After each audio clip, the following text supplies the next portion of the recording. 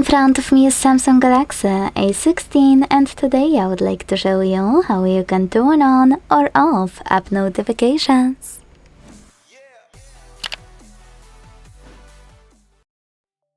All you need to do is launch settings and scroll to hit notifications. Now select app notifications at the top and when you're ready, come on. You can either look for an app you're looking for thanks to this magnifying glass at the top right corner, or you can sort your apps.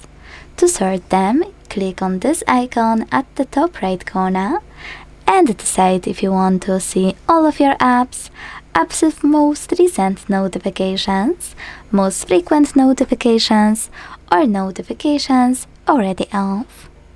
Whatever you decided, when you're ready, hit OK to apply your filter and wait. Now to block notifications from any apps, use blue switches next to the chosen ones. If you want to switch them back on, click on the same, now grey ones. You can also click on any app on the left and use this switcher at the top to switch them off or turn them on. This way, you can also adjust all of those notification options for chosen app.